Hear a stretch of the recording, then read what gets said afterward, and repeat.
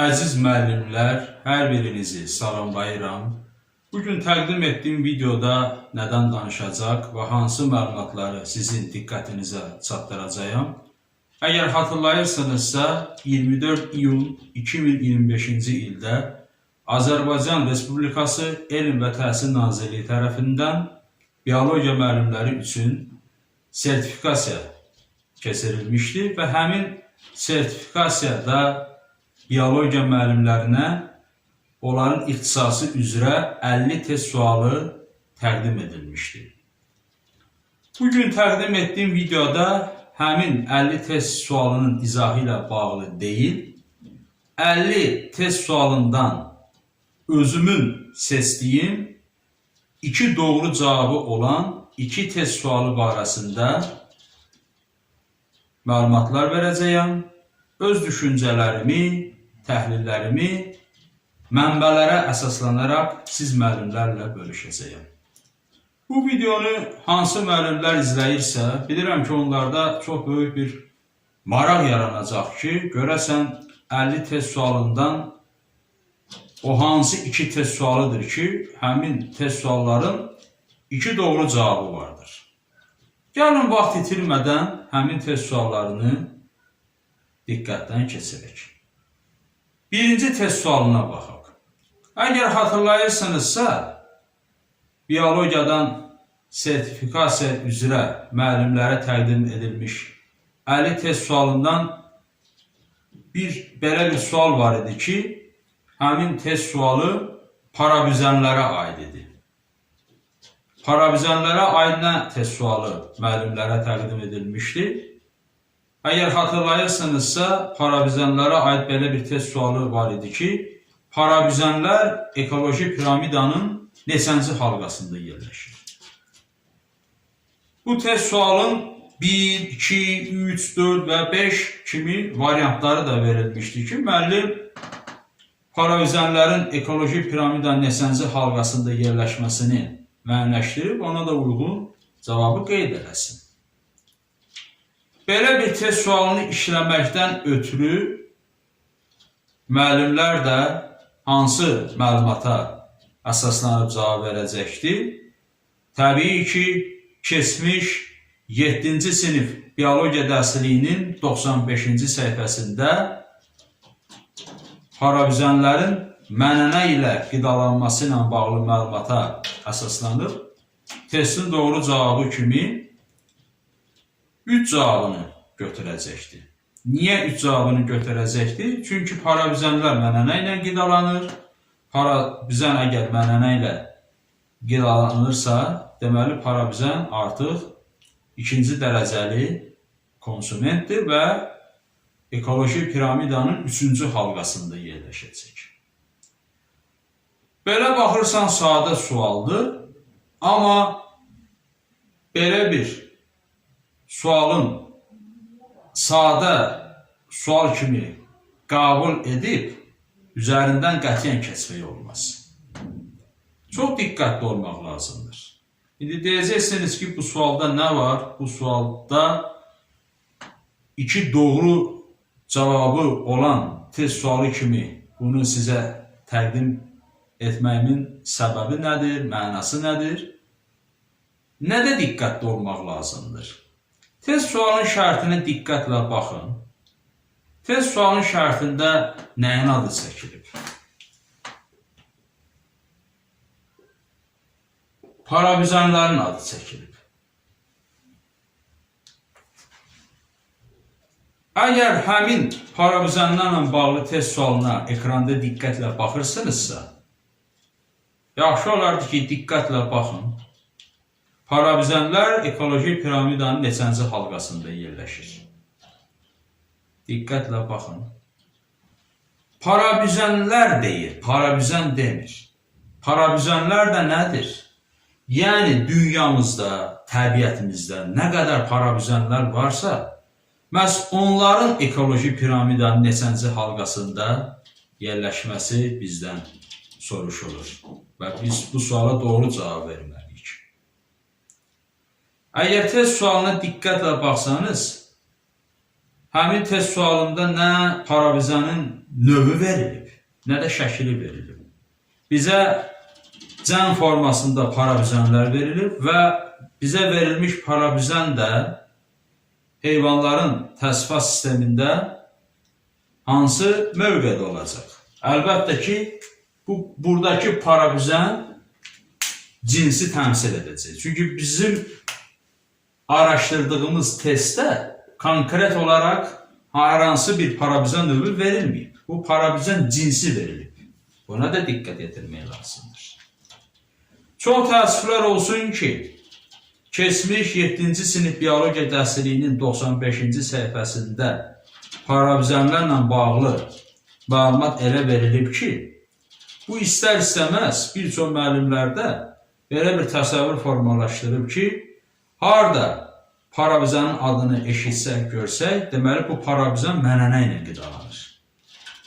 Əziz müəllimlər, bizim hər adını eşitdiyimiz, gördüyümüz parabizənlərin hamısı heç də onlar mənənə ilə qidalanmır. Mənənə ilə qidalanan parabizənlərlə yanaşı, yer kürəsində, təbiətimizdə çiçək tozluğu ilə, otla qidalanan parabizənlər də vardır. Məhz buna görə parabizənlər ekoloji piramidanın təkcə 3-cü halqasında deyil, 2-ci halqasında da 1-ci dərəcəli konsument kimi yerləşə bilərlər. İndi sizdə belə bir fikir formalaşacaq ki, bəs biologiya müəllimlərinə təqdim olunmuş sertifikasiya test sualları bəs orta məktəb proqramını əhatə edir, orta məktəb proqramın hüdudlarını aşa bilməz və s. Gəlin bir məlumatı sizin diqqətinizə çatdırım. 6-cı sinif biologiya dərsliyinin 120-ci səhifəsinə diqqətlə baxın. Əgər kitab üzərinizdədirsə, bir diqqətlə baxın. İndi deyəcəksiniz ki, 120-ci səhifədə nə qeyd edilib? 120-ci səhifədə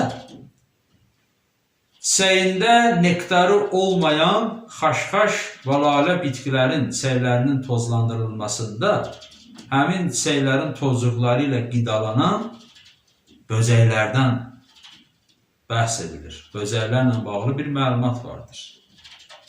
Və biz nəyi unutmamalıyıq? Unutmamalıyıq ki, keçmiş 7-ci sinif biologiya dərsliyinin 95-ci səhifəsində adı çəkilən parabizənlər həm də böcəklərdir. Onlar sərqanadlılar dəstəsinin nümayəndələridir. Ola bilməzmi ki, xaşxaş və lalə çiçəklərinin tozlandırılmasında onların tozluqları ilə qidalanan böcəklərdən biri də məhz parabizənlər olsun. Hətta parabizənlərin, lalənin çiçəyinin tozlandırılmasında iştirak etməsi ilə bağlı hətta videolar var. İstəsəniz bu videoları müxtəlif xarici mənbələrə müraciət edərək izləyə bilərsiniz. Belə bir video var. Dağ laləsinin çiçəyinin üzərindən qonmuş parabizənlər tozluqla qidalanır, həm də çiçəyin tozlandırılmasında iştirak edir. O məlumata əsaslanıb biz böcəklərdən biri kimi parabizənləri qeyd edib, parabizənləri məhz bu xüsusiyyətinə görə ekoloji piramidanın 2-ci halqasında yerləşdirə bilərik. Yəni, ola bilməzmi ki, 120-ci səhifədə adı çəkilən böcəklərdən biri parabizənlər olsun və biz o parabizənləri 2-ci halqaya yerləşdirik. Və nədə diqqətli olmalıyıq? 7-ci sinif biologiya dərsliyinin 95-ci səhifəsində verilmiş parabizənlərlə bağlı təsəvvür bizdə bir yanlışlıq formalaşdırmamalıdır. Yəni biz parabizənlərin mənənə ilə qidalanması barəsində məlumat öyrənmişiksə, bizə ümumi olaraq parabizənlərə qarşı təsəvvür yaranmamalıdır ki, harda biz parabizən adını eşitsək, görsək, deməli o parabizən mənənə ilə qidalanır və ikinci dərəcəli konsument olduğu üçün ekoloji piramidanın 3-cü halqasında yerləşəcək. Amma 120-ci səhifədə o xaşxaş və lalə çiçəklərinin tozlandırılmasında iştirak edən böcəklər ki var, onlardan biri kimi parabizənlər də ola bilər fikrini ki irəli sürdüm, diqqətinizə çatdırdım. Bu xüsusiyyətinə görə parabizənlər ekoloji piramidanın ikinci halqasında birinci dərəcəli konsument kimi iştirak edə bilərlər. Yəni, parabizənlər təkcə üçüncü deyil, ikinci halqada da yerləşə bilərlər. Bu da onu göstərir ki, bu test sualı iki doğru cavablı test sualıdır və tərtibinə görə artıq yanlış tərtib edilmiş test sualı olacaq. Çox təəssüflər olsun ki, bu testin tərtibi zamanı sualın şərtində belə bir fikir qeyd edilməli idi ki, bioloji mübarizədə iştirak edən parabizənlər ekoloji piramidanın neçənci halqasında yerləşir sualı müəllimlərə verilsəydi, onda çox asanlıqla bu cavab 3 olacaqdı. Ancaq boş olaraq nə şəkil verilir, nə növ verilir, heç nə verilmir. Sadəcə parabizənlərin ekoloji piramidanın neçənci halqasında yerləşməsi soruşulursa, bunun cavabı qətiyyən ümumi olaraq 3 ola bilməz. Əgər cavab 3-dürsə, burada 2 də ola bilər. Çünki konkret bütün parabizənlərdən söhbət gedir. Və yaxud da sualın şərti parabizənlər ekoloji piramidanın neçənci halqasında yerləşir soruşulursa, heç olmasa test variantları belə verilməli idi. A variantı 1 və ya 2, B variantı 2 və ya 3, C variantı 3 və ya 4. Bu formada verilsəydi, onda müəllimlər çox asanlıqla 2 və 3 cavabını seçəcəkdilər. 3-ü nəyə əsasən? Parabizən mənənə ilə qidalanır. 2-ni nəyə əsasən? Parabizən lalə kimi bitkilərin çiçəklərinin tozuğu ilə qidalanır. Bu xüsusiyyətə əsasən 2 və 3, onda test sualı da tamamilə həm elmi, həm dünyəvi bütün xüsusiyyətlər baxımından tam doğru olmuş olacaqdır. Amma çox təəssüflər olsun ki, bu verdiyim məlumatlar, düşüncələr, təhlillər ki sizinlə bölüşdüm, bu testin doğru cavabı 2 də ola bilər. 2 də ola bilər, 3 də ola bilər. İndi də istərdim növbəti test sualını diqqətdən keçirək. Növbəti test sualı balina ilə bağlıdır. Əgər xatırlayırsınızsa, balinanın şəkli verilmişdi və şəkli verilmiş test sualında soruşulurdu ki, canlıda hansı hissə degenerasiyaya uğrayıb. Orada test variantları da verilmişdi. Ön ətrafın sərbəst hissəsi, ön ətrafın quruşaq skeleti, gövdə skeleti, arxa ətrafın quruşaq skeleti, arxa ətrafın sərbəst hissəsi. Bu variantlar verilmişdi balina ilə bağlı. Bir çox müəllimlər tərəfindən bu testin doğru cavabı kimi arxa ətrafın sərbəst hissəsi götürülür. Amma bu testin doğru cavabı arxa ətrafın quruşaq skeleti də ola bilər. İndi deyəcəksiniz ki, niyə, nə üçün arxa ətrafın quruşaq skeleti də bu testin doğru cavabı ola bilər? Gəlin nəyə diqqət edirək?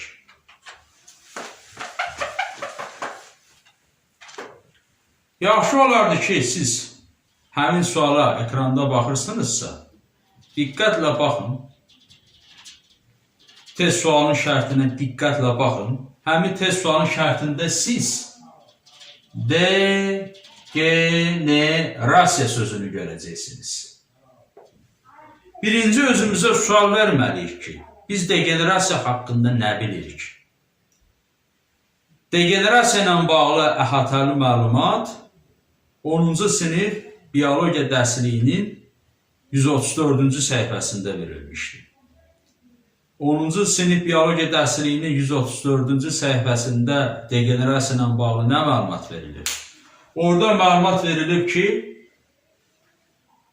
bəs degenerasiya prosesi zamanı hər hansı bədən hissəsinin quruluşu sadələşir, ya həmin hissə itirilir, yoxa çıxır və yaxud da qalıq halda qalır. Belə bir məlumat 10-cu sinif biologiya dərsinin 134-cü səhifəsində verilib, müəllimlərin diqqətinə çatdırılıb. Bu cümlədən, bu ifadədən özümüz üçün nəticə çıxarmalıyıq. Nə nəticə çıxarmalıyıq? Degenerasiya prosesi həm quruluşun sadələşməsi deməkdir. Yəni biz quruluşun sadələşməsini eşidəndə degenerasiyanı yadımıza salmalıyıq. Bədən hissəsinin yoxa çıxması. Bədən hissəsinin yoxa çıxması və üçüncü, bədən hissəsinin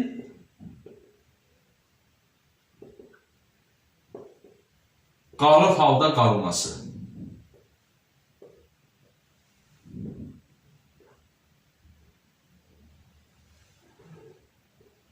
Bu üç xüsusiyyət ki, lövhədə qeyd etmişəm, degenerasiya prosesi gedəndən sonra degenerasiyaya uğramanın nəticəsi zamanı özünü göstərən xüsusiyyətlərdir.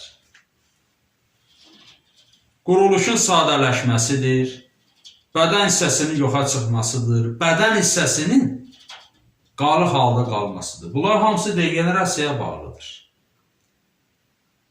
Biz də qalıq haqqda nə bilirik?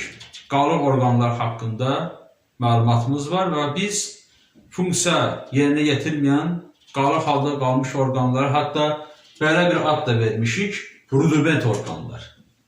Üçüncü xüsusiyyəti, yəni bədən hissəsinin qalıq halda qalmasının rudiment orqanlarla bağlılığı var.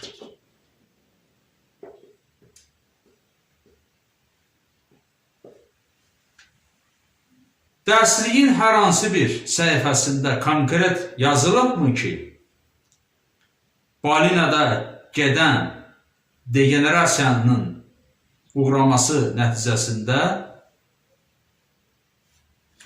yəni bu xüsusiyyət ancaq arxa tərəfin sərbəst hissəsi degenerasiyaya uğrayır. Yəni balinalarda arxa tərəfin sərbəst hissəsi degenerasiyaya uğrayır. Konkret belə bir fikir hansısa bir səhifədə cümlə şəklində verilirmi? Qətiyyən xeyr. Deməli, o test sualı özü də nələrəsə əsaslanıb fikir çıxarılmaq istənilib, amma çox təəssüflər olsun ki, fikir yanlış istiqamətdə çıxarılır və bu da sonda nəyə gətirib çıxarıb? Test sualının yanlış tərtibinə gətirib çıxarır. İndi nəyə diqqət edirəcəksiniz? Biz əgər balinada gedən degenerasiya ki var, hansı hissə degenerasiyaya uğrayır, bununla bağlı özümüzdə düzgün təsəvvür yaratmaq istəyiriksə, birinci gələ degenerasiyanın nə olduğunu bilməliyik. Bunu da araşdırdıq. Quruluşun sadələşməsi, bədən hissəsinin yoxa çıxması, bədən hissəsinin qalıq halda qalması. Bunu bildik və bunu da qeyd etdim ki, rudiment orqanların bədən hissənin qalıq halda qalmasına aidiyyəti var. İndi gəlin nəyə diqqət edirik?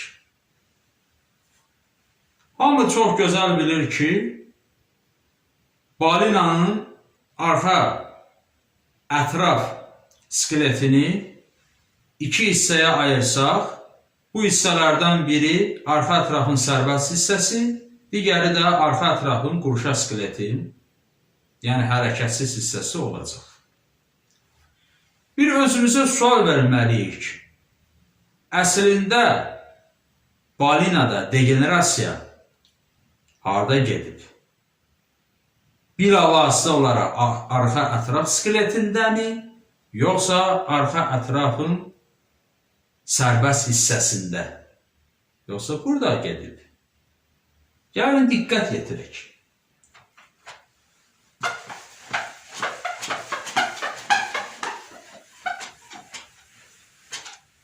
Mən lövhədə nə yazmaq istəyirəm? Lövhədə yazmaq istəyirəm, balinada arxa ətraf skeleti. Bayaq arxa ətraf skeleti iki hissəyə böldük. Hissələrdən biri oldu arxa ətrafın sərbəst hissəsi,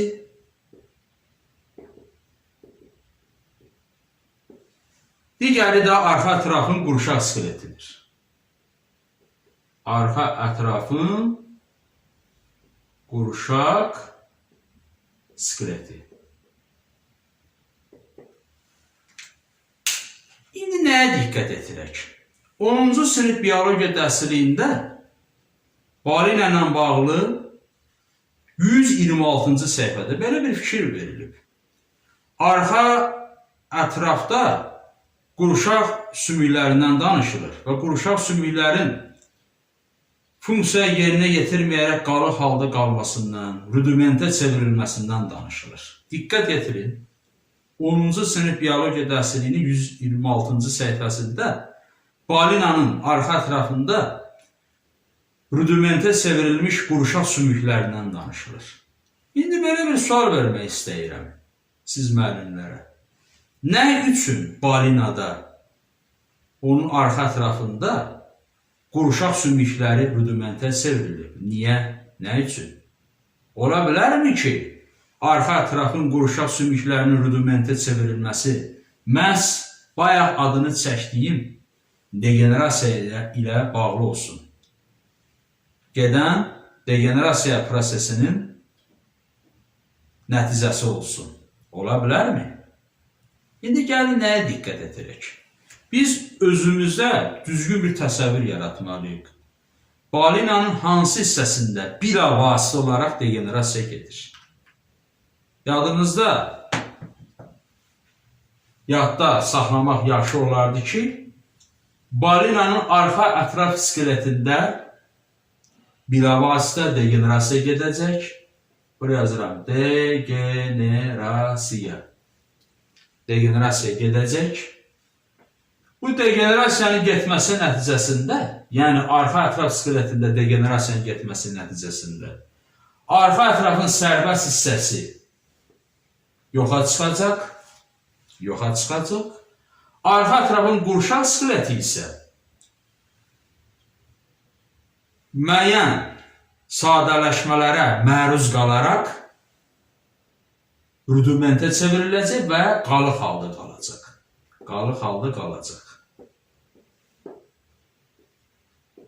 İndi bu dediyim fikri siz, hörmətli müəllimlər, 10-cu sinif biologiya dərsliyinin 134-cü səhifəsində degenerasiya ilə bağlı verilmiş məlumatla müqayisə edin. Siz müqayisə etsəniz görəcəksiniz ki, həqiqətən də bizim başa düşmək istədiyimiz, anlamaq istədiyimiz degenerasiya sadəcə və sadəcə hər hansı bir bədən hissəsinin yoxa çıxmasından ibarət deyildir. Degenerasiya bir proses olaraq həm yoxa çıxmanı, həm də hər hansı bir bədən hissənin qalıq halda qalmasını əhatə edir. Əgər degenerasiya prosesi yalnız arxa ətrafın sərbəst hissəsinə aiddirsə, bayaq belə bir sual verdim. Bəs nə üçün arxa ətrafın qurşaq sümükləri qalıq halda qalır? Deməli, arxa ətrafın qurşaq skeleti də degenerasiyaya uğrayıb ki, onun qurşaq sümükləri qalıq halda qalıb. Və arxa ətrafın qurşaq skeletinin də degenerasiyaya aidiyyəti vardır. Qoy elə qalıq halda qalmayardı da, qoy elə öz funksiyasını yerinə yetirərdi də, qoy elə bizə 10-cu sinif biologiya dərsliyinin 126-cı səhifəsində balinanın arxa ətraf qurşaq sümükləri qalıq halda təqdim edilməyərdi. Və deyilərdi ki, arxa ətraf qurşaq sümükləri öz funksiyasını lazımi səviyyədə, yüksək səviyyədə yerinə yetirir. Bəs niyə arxa ətraf qurşaq sümükləri qalıq haldadır? Ona görə ki, degenerasiya prosesi arxa ətraf qurşaq skeletində də baş verir və arxa ətrafın qurşaq skeleti də degenerasiyaya uğrayıb. Ona görə də biz balinanın hansı ətraf skeletində gedən degenerasiya ilə bağlı araşdırma etsək, özümüz üçün nəticə çıxarmalıyıq ki, balinanın arxa ətraf skeletində bilavasitə degenerasiya gedib və degenerasiyaya uğrayan da nələrdir? Arxa ətrafın sərbəst hissəsi uğrayıb, bir də arxa ətrafın qurşaq skeleti uğrayıb. Uğrama nəticəsində nə baş verib? Arxa ətrafın sərbəst hissəsi yoxa çıxıb, arxa ətrafın qurşaq skeleti isə qalıq halda qalıb. Yəni biz müəllimlər nədə səhv etməməliyik? Degenerasiyaya yalnız bədən hissəsinin yoxa çıxması kimi baxmamalıyıq. Bədən hissəsinin qalıq halda qalması ilə bağlı bir proses kimi də baxmalıyıq. Çünki bunu mən özüm demirəm, bunu kitab yazıb, 10-cu sinif biologiya dərsliyinin 134-cü səhifəsində qeyd edilib. Orada qeyd edilib ki, degenerasiya zamanı bədən hissəsinin itirilməsi, yoxa çıxması və ya orada və ya ifadəsi var. Və ya bədən hissəsi qalıq halda qalır. Əgər orada qalıq sözü varsa, qalıq da bildiyimiz rudiment orqanlara aiddir və bu da o deməkdir ki, rudiment orqanlar elə quruluşun sadələşməni, yəni degenerasiya uğramanın nəticəsidir. Yəni bu test sualında doğru cavab həm arxa tərəfin sərbəst hissəsi ilə yanaşı, arxa tərəfin qurşaq skeleti də ola bilər. Yaxşı olardı ki, bu test sualının tərtibi zamanı heç arxa tərəfin sərbəst hissəsi, qurşaq skeleti verilməydi. Sadəcə arxa ətraf skeleti verilərdi. Onda asanlıqla arxa ətraf skeletini biz cavab verərdik, ona uyğun öz fikrimizi irəli sürmüş olardıq. Və yaxud da test sualında bu şərt verilməli idi ki, şəkili verilmiş canlıda baş verən degenerasiya zamanı nə yoxa çıxır? Onda asanlıqla arxa ətrafın sərbəst hissəsini və yaxud da degenerasiya zamanı hansı hissə qalıq halda qalır, onda biz arxa ətrafın qurşaq skeletini götürə bilərdik. Nə sualın şərti, nə də ki variantlar qətiyyən bir-biri ilə uyğun gəlmədiyindən bu test sualı da düzgün tərtib olunmuş test sualı sayılmır. Yəni bu test sualı əgər bu formada verilibsə, artıq 2 doğru cavabı olan test sualı olacaq. Hörmətli əziz müəllimlər, ümid edirəm ki, bu videonu diqqətlə izlədiniz. 2 doğru cavabı olan test sualları ilə bağlı düşüncələrimi, təhlillərimi ümid edirəm ki, sizə çatdıra bildim. Yəqin ki, siz də mənim nə demək istədiyimi başa düşdünüz. Əgər kiminsə bu 2 test sualı ilə bağlı fikirləriniz olsa, videonun aşağı hissəsində, şərh bölümündə yaza bilərsiniz. Orada da fikirlərinizi mənə çatdıra bilərsiniz.